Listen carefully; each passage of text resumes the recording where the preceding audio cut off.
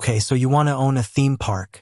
Rows of screaming families lined up under a bright entrance arch. A towering roller coaster with your logo painted on the first hill. Fireworks over the castle every night at closing. And a turnstile clicking every few seconds all summer long. That's the picture. That's the dream every kid who ever stood in line for 2 hours has secretly had. Here's what's actually going on underneath that picture.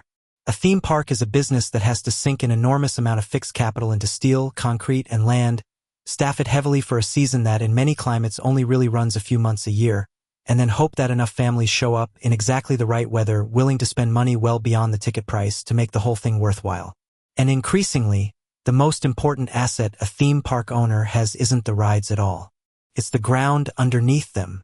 So why do people still want in? Nostalgia is a huge part of it. Almost everyone has a core childhood memory tied to a theme park, and there's a real emotional pull to being the person who builds that memory for someone else's kid. There's also the sheer scale of the spectacle, building something that looks like a small city dedicated entirely to joy. And there's the financial mythology, the idea that Disney and Universal make this look like the most reliable cash machine in entertainment. That's the appeal. Now let's talk about what it costs to actually do this. The first number that separates this business from almost everything else in this series is how wide the range actually is. A small children's amusement park, a handful of family rides on a couple of acres, can be built for as little as $200,000. A mid-size family entertainment park with bumper cars, a bigger Ferris wheel, and a handful of thrill rides can run $500,000 to $700,000. But once you're talking about a genuine destination theme park, the kind with signature roller coasters and multiple theme zones, you're looking at $10 million on the very low end, climbing into the tens of millions almost immediately. And at the very top of the industry, the numbers stop looking like a small business entirely. Universal Orlando's newest park, Epic Universe, which opened in 2025 across 750 acres with 5 separate themed lands, reportedly cost somewhere between $6 and $7.7 billion to build. That single park is estimated to have generated around $11 billion of total economic impact and created over 17,000 jobs in its first year alone. This is the ceiling of what this industry looks like when it's done at the absolute top tier, and it tells you something important.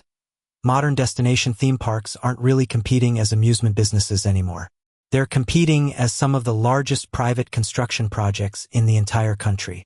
Now the part everyone actually pictures, the rides. A small family roller coaster can run anywhere from $10,000 to $200,000. But a serious thrill coaster, the kind that actually draws crowds and gets featured in your marketing, is an entirely different category of expense. Standard steel thrill coasters typically run $8 million to $25 million.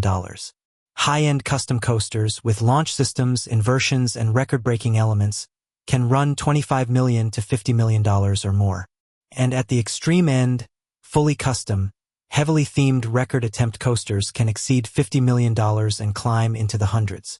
Disney's Expedition Everest, a coaster most guests would describe as fairly average in terms of speed and thrill, reportedly cost around $100 million to build, largely because of its elaborate themed mountain structure and detailed set design rather than the ride mechanism itself. And that number is just the ride. Add the theming, the queue line, the structure around it, permitting and safety certification, and industry guides suggest you can add another 15 to 40% on top of the base ride cost depending on location and complexity. Every single one of these rides also needs ongoing annual maintenance, regular inspections, and eventual refurbishment, adding up to hundreds of thousands of dollars a year per major attraction, whether or not the ride ever breaks down. Once the park exists, the operating costs stack up fast, and this is where the seasonal nature of the business becomes brutal.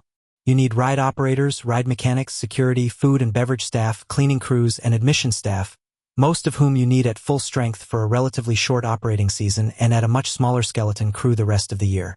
Insurance is a massive line item given the inherent liability of operating machinery designed to move people at speed, and that cost has been climbing industry-wide for years, echoing the same insurance pressure hitting ski resorts and casinos elsewhere in this series. Weather is a constant, uncontrollable cost driver too. A single bad weather season can gut attendance in a way no amount of marketing spend can fix, and unlike a casino or an airline, a theme park generally cannot simply move its product indoors or reschedule around the problem. Here's the mechanism that has fundamentally reshaped this industry over the last 2 decades, and it's a direct cousin of what happened in the ski resort business. For most of the industry's history, the ticket at the gate made up the overwhelming majority of a park's revenue, often described as around 60% of total income. That has changed. Food and beverage, parking, merchandise, and paid add-ons like express passes and virtual reality experiences now make up a rapidly growing share of what a guest actually spends, and unlike admission, industry analysts describe this ancillary spending as having essentially no ceiling. Once a guest is inside the gate, they've already made the hardest purchasing decision of the day, and every additional dollar of food, merchandise, or line-skipping convenience comes at extremely high margin. Just like ski resorts adopted a season pass model to lock in cash before the season even starts, theme parks have leaned hard into the exact same playbook, offering season passes and membership tiers specifically to stabilize revenue and build a predictable base of repeat visitors rather than depending entirely on single-day walk-up ticket sales. Disney's strategy in this environment has been to lean directly into pricing power. In late 2025, the company broke its long-standing ticket price ceiling entirely, charging as much as $209 for a single day on peak holiday dates. Even as overall attendance dipped slightly, roughly 1% for the fiscal year, Disney's Experiences division, which includes its theme parks, resorts, and cruise line, delivered a record operating income of $10 billion, offsetting the softer attendance with higher per-guest spending and operational efficiency. The lesson embedded in that number is blunt. In this business, a smaller crowd that spends significantly more per person can be far more profitable than a bigger crowd that doesn't.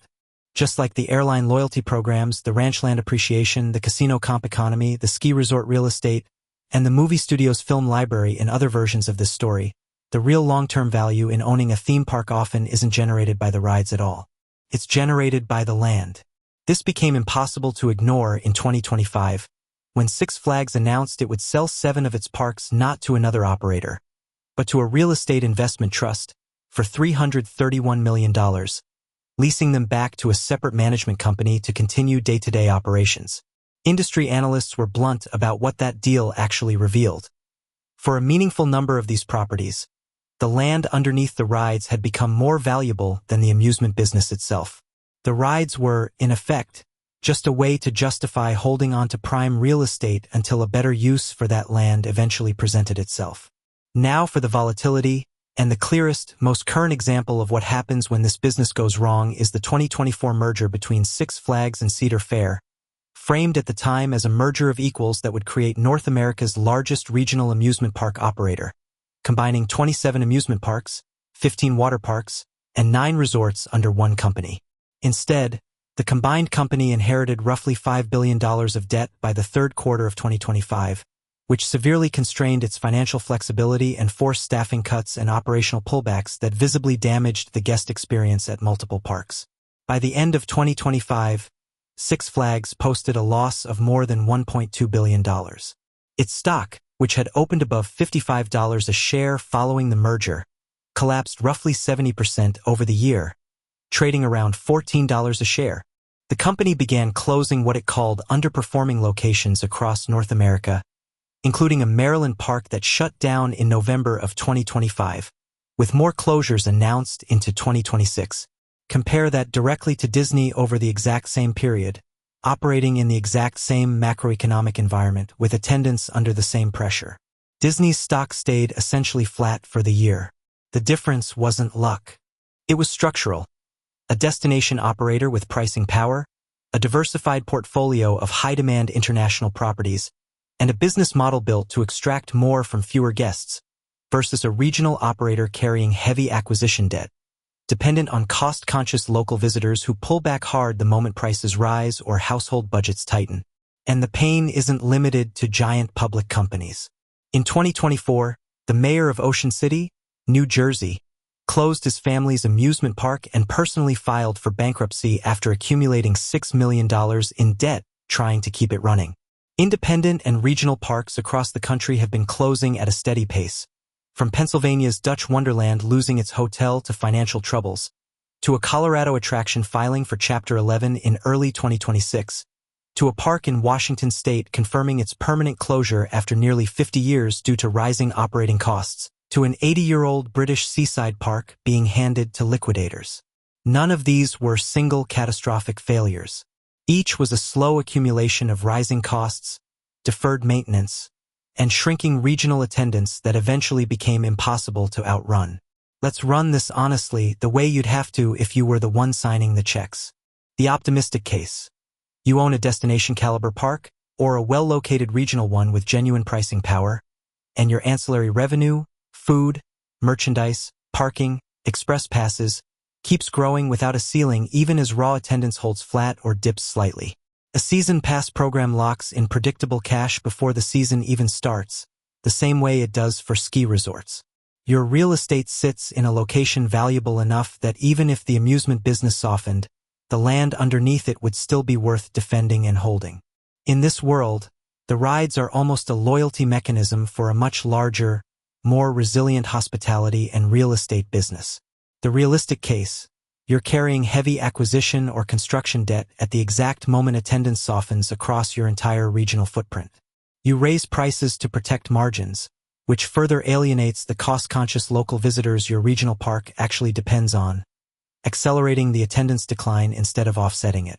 Your fixed costs, insurance, debt service, seasonal staffing, don't care that per capita spending only grew from $52 to $64 while attendance fell 26%.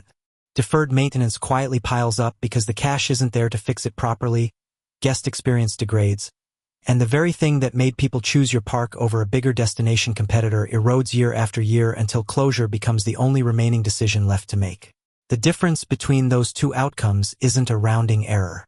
It's the difference between a company posting a record $10 billion in operating income and one posting a $1.2 billion loss and a 70% stock collapse, in the exact same year, in the exact same industry, facing the exact same economic headwinds.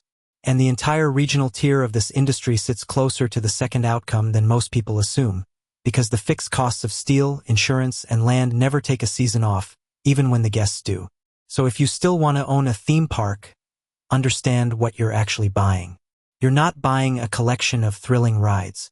You're buying an extraordinarily capital-intensive seasonal hospitality operation, built on land that may ultimately be worth more than the rides sitting on top of it, wrapped around a guest's willingness to keep spending money after they've already walked through the gate.